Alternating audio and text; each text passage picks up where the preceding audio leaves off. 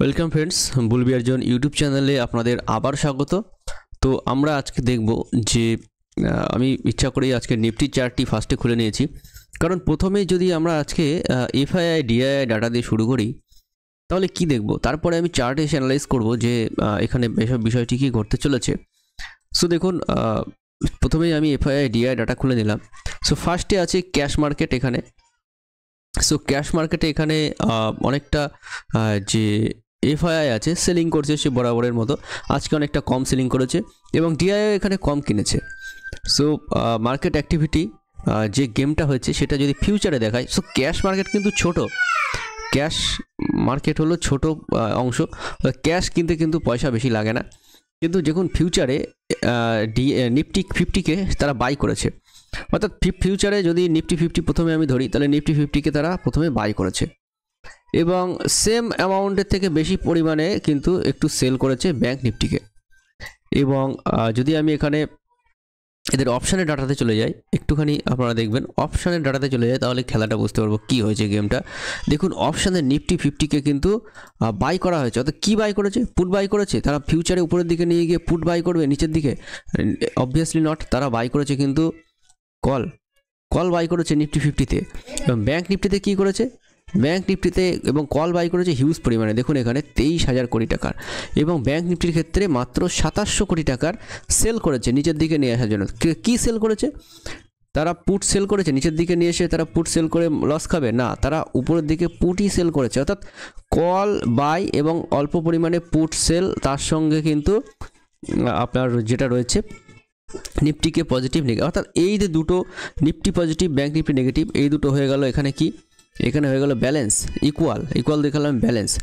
আর এই কল কেনার জন্য কিন্তু এখানে ব্যাংক নিফটি যে ব্যাংক নিফটি বেচার জন্য ফিউচারে তারা কিন্তু পুটকে সেল করেছে, হেজিং করেছে। অর্থাৎ এখানে মার্কেটকে তারা কিন্তু নিফটিতে গেমটা যেটা করতে চাইছে আপসাইডে নিয়ে যাওয়ার জন্য চেষ্টা করছে, এবং ব্যাংক নিফটিকে সেই জন্য লেভারেজ পাওয়ার জন্য ব্যাংক নিফটিকে কিন্তু কাজে লাগানো হয়েছে, পুটকে সেল করা হয়েছে। নিফটির ক্ষেত্রে পজিটিভ, নিফটির ক্ষেত্রে মার্কেটকে আপসাইডে অনেক উপরে নিয়ে যাওয়ার জন্যই গেমটা করা হয়েছে। 23,000 কোটি টাকার এখানে কল কেনা হয়েছে, যেটা দেখা যাচ্ছে চার্ট অনুযায়ী অ্যানালাইজ করে।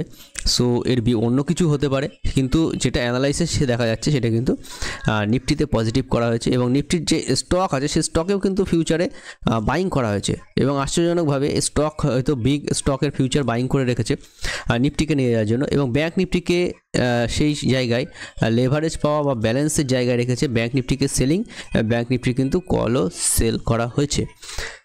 সো দুটো ক্ষেত্রেই মার্কেটকে কিন্তু নিফটিতে গেমটা হতে চলেছে, নিফটিতে বড় সড়ো আপসাইডের সম্ভাবনা কিন্তু মার্কেটে রয়েছে।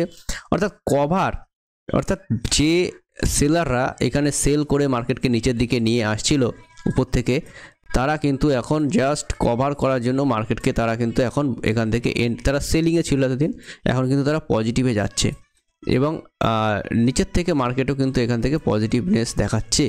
এবং একটা জিনিস লক্ষ্য করবেন, যেটা মার্কেটের জেনারেল রুল, সেটা হলো যদি কোনো ডোজি ক্যান্ডেল তৈরি হয় তাহলে মার্কেট কিন্তু ইনডিসিশন হয়ে যায়, অর্থাৎ উপরে না নিচে সেটা কিন্তু মার্কেট দুদিকে যেতে পারে। কিন্তু মার্কেট সেই দিনের জন্য বা সেই সময়ের জন্য, যদি ডেইলি ক্যান্ডেল হয় দিনের জন্য, 15 মিনিটের ক্যান্ডেল হয় তাহলে সেই সময়ের জন্য, উইকলি ক্যান্ডেল হয় তাহলে সেই উইকের জন্য, মার্কেট ইনডিসিশন হয়ে যায়। মার্কেট কোন দিকে যাবে সেটা বুঝতে পারে না। অনেক সময় ডোজি ক্যান্ডেলের উপর নিচে কিন্তু এইভাবে মার্কেট চলতে থাকে, কিন্তু ডোজির উপরে, ডোজির পরপরই যদি মার্কেটে এই ধরনের যে ক্যান্ডেল, একটি ক্যান্ডেল যদি বায়াস ক্যান্ডেল দেখিয়ে দেয় যে মার্কেটটি উপরে ডোজির উপরে ক্লোজ করেছে, তাহলে কিন্তু এই কনফিউশনটা অনেকটা দূর হয়ে যায়, এবং কনফিউশন দূর হয়ে এটাই কিন্তু স্ট্যাবলিশমেন্ট তৈরি হয় যে মার্কেটে কিন্তু এই ক্যান্ডেলের মুভমেন্ট কিন্তু জারি হয়েছে। অর্থাৎ এটির উপরেই মার্কেটের সবচেয়ে বড় মুভমেন্ট, কারণ এই যে ক্যান্সেলেশন করা, উপর দিক থেকে যারা সেল করে ডোজি তৈরি করেছিল, এই যে ডোজির উপরে এই যে শ্যাডো, এই শ্যাডোটা কিন্তু সেল করে তৈরি করা হয়েছে, মাইনাস করে শ্যাডো নিচের দিকে নিয়ে এসে এখানে ক্লোজ করিয়ে ডোজি তৈরি করা হয়েছে। অর্থাৎ সেই ক্লোজ যখন ক্যান্সেল হয়ে মার্কেটে এইরকম ধরনের একটি পজিটিভ ক্যান্ডেল তৈরি হয়, তখন কিন্তু এই পজিটিভ ক্যান্ডেলেরই মার্কেটের ভূমিকা বেড়ে যায়, পজিটিভ ক্যান্ডেলেরই গুরুত্ব বা ওজন বেড়ে যায়, সেক্ষেত্রে মার্কেট কিন্তু এই পজিটিভ ক্যান্ডেলকে ফলো করতে থাকে। অর্থাৎ নিফটিতেও সেরকম ধরনেরই 23,000 কোটি টাকার কিন্তু বাই হয়েছে এবং ফিউচারেও কিন্তু বাই হয়েছে। অর্থাৎ ফিউচারে বাইং করেছে এবং বাইং করে, ফিউচারে বাইং করা মানে উপরের দিকে নিয়ে যাওয়া, উপরের দিকে বাইং করে পুটকে কেউ নিশ্চয়ই বাইং করবে না নিচের দিকে, তাহলে তো তাদের লস হবে। তাহলে তারা কলই বাই করেছে। অর্থাৎ ফিউচার বাই এবং এই ধরনের বাই থাকলে কিন্তু হিউজ পরিমাণে মার্কেটে আপসাইড আসে এবং বাজেটের আগেই সেই ধরনের আপসাইড কিন্তু আসতে চলেছে মার্কেটে। এবং আমার যেটা অ্যানালাইসিস করে আসছে সেটা কিন্তু এই যে টার্গেট এরিয়া রয়েছে, এখানে একটি গ্যাপও রয়েছে এবং এখানে কিন্তু মার্কেটেরই হয়েছিল, এখান থেকে সেলিং এসেছে। অর্থাৎ মার্কেট কিন্তু 23,400 এই লেভেলটা খুব ইজিলি গ্যাপ আপের সাহায্যে বা অন্য কোনো পর্যায়ে কিন্তু এটা ধরতে চলেছে এবং এখানে 23,600 আছে। তো ফ্রেন্ড, যে টার্গেটটা আসছে সেটা কিন্তু এই লেভেলের ওপরে আসছে, অর্থাৎ 23,400, এবং সেখান থেকে বড় টার্গেট যদি ধরেন তাহলে কিন্তু এই যে এরিয়াটা আছে জাংশন এরিয়া 23,702 এবং 23,600, অর্থাৎ 23,600 23,700 এই টার্গেটটা কিন্তু নিফটিতে আসছে। এবং উপরের দিকে মার্কেট যেতে একটাই কেবলমাত্র সমস্যা রয়েছে এখানে, সেটা হলো ভিক্স কিন্তু আজকে বেড়েছে। অর্থাৎ উপরের দিকে যেতে গিয়ে মার্কেটের কিন্তু সমস্যা হয়েছে, মার্কেট উপরের দিক থেকে সেলাররা কিন্তু বাধা দিয়েছে, যেহেতু এফআইআর সেল করছে এবং সামনেই কিন্তু 28-29 তারিখ যেটা আছে সেটা কিন্তু আজকের ডেটে কিন্তু অমাবস্যা পড়ে যাচ্ছে। সো এই ডেটগুলোতে মার্কেট এখানে আপসাইড পুল করে, মার্কেট কিন্তু খুব বেশি আপসাইডে নাও যেতে পারে। সেক্ষেত্রে কিন্তু আপসাইড মার্কেট পুল হওয়ার পরে, এখানে আপসাইড পুল হওয়ার পরে মার্কেট কিন্তু এখানে সাইডওয়েজ চলে যেতে পারে ডেইলি ক্যান্ডেলে। সো আমরা 15 মিনিটে আজকে কীরকমভাবে 15 মিনিট যে অ্যানালাইসিস সেটা আমরা করবো এখানে। তার আগে আমি একটু ব্যাঙ্ক নিফটির চার্ট দেখে নেব। সো ব্যাঙ্ক নিফটির চার্ট আমি এখানে করে নিলাম। সো এটি ইন্ডেক্স ফিউচারের চার্ট, ফিউচারে দেখা যাবে একই রকমের ব্যাপার, কিন্তু দেখুন ফিউচারে ব্যাঙ্ক নিফটি কিন্তু একটি ডাব্লিউ প্যাটার্ন তৈরি করেছে এবং এখান থেকে ব্যাঙ্ক নিফটি কিন্তু আপসাইড বা সাইডওয়েজ রয়েছে। সাইডওয়েজের পরে মার্কেটে ব্যাঙ্ক নিফটি তখনই পজিটিভ হবে যখন 49,600 এই লেভেলের উপরে মার্কেট যখন ক্লোজিং করা শুরু করবে, তারপরে কিন্তু মার্কেটের টার্গেট আরও আপসাইডে চলে যাবে। সো সেখান থেকে মার্কেটের টার্গেট হবে 50,449, 50,400 বা 50,500। সো সেই লেভেলে যাওয়ার পরে মার্কেট কিন্তু এখান থেকে বড়সড় আপসাইড একটি গেইন করার সম্ভাবনা মার্কেটে রয়েছে। সো তারপরে আমরা দেখে নিই আজকে যে ইন্ডেক্স এইচডিএফসি ব্যাঙ্ক কীরকম কাজ করেছে। দেখুন এইচডিএফসি ব্যাঙ্কে বিগ পজিটিভের পরে পজ, এবং এটি কিন্তু খুব ভালো একটি সংকেত। এবং আইসিআইসিআই ব্যাঙ্কের ক্ষেত্রেও একই রকমের পজের পর, বিগ ক্যান্ডেলের পরে পজ, এবং ব্যাঙ্কিং সেক্টর কিন্তু এখানে যথেষ্ট ভালো করছে। সো এক্ষেত্রে নতুন করে বলার কিছু নেই, ব্যাঙ্কিং সেক্টর ভালো করছে। সো আমি আজকে যদি ব্যাঙ্ক নিফটির ক্ষেত্রে 15 মিনিট চার্ট অ্যানালাইসিস ডেইলি অ্যানালাইসিসে করি, তো দেখুন আজকে 15 মিনিট চার্ট আমি খুলে নিলাম ব্যাঙ্ক ইন্ডেক্সের। সো এখানে ব্যাঙ্ক ইন্ডেক্স আজকে কোনো মুভ দেখায়নি। সো 29 তারিখ আজকে। সো এরা উপরেই আছে, যথেষ্ট উপরেই আছে মার্কেটের, এখানে কোনো ক্যান্ডেলকে ব্রিচ করেনি। আজকে no trade day actually. So এরকমভাবে কিন্তু আমরা বিগত দিনগুলোতে অনেকগুলো ট্রেড পেয়েছি, আজকে নো ট্রেড ডে, কোনো ট্রেড আসেনি। সো এরকম ধরনের 15 মিনিট চার্ট অ্যানালাইসিস করারও কোনো প্রয়োজন এখানে নেই। বড় সব বাজারে মোটামুটি বাইং হয়েছে, এলটিএফএসেও যথেষ্ট পরিমাণে বাইং হয়েছে, যেটা নন ব্যাঙ্কিং ফিনান্স সার্ভিসেস অর্থাৎ এনবিএফসি যেগুলো রয়েছে সেগুলো কিন্তু এখানে বাইং চলছে যথেষ্ট পরিমাণে। এবং যদি আমরা এখানে স্মল ক্যাপের ক্ষেত্রে একটু দেখে নিই, স্মল ক্যাপে দেখুন আজকে 3%-এর বাইং, মিড ক্যাপে 2%। So mid cap, small cap এবং আইটি সেক্টরে যদি দেখি সেক্ষেত্রেও কিন্তু 2%-এর ওপরে ইন্ডেক্স বাইং হয়েছে আজকে ডেইলি ক্যান্ডেলে।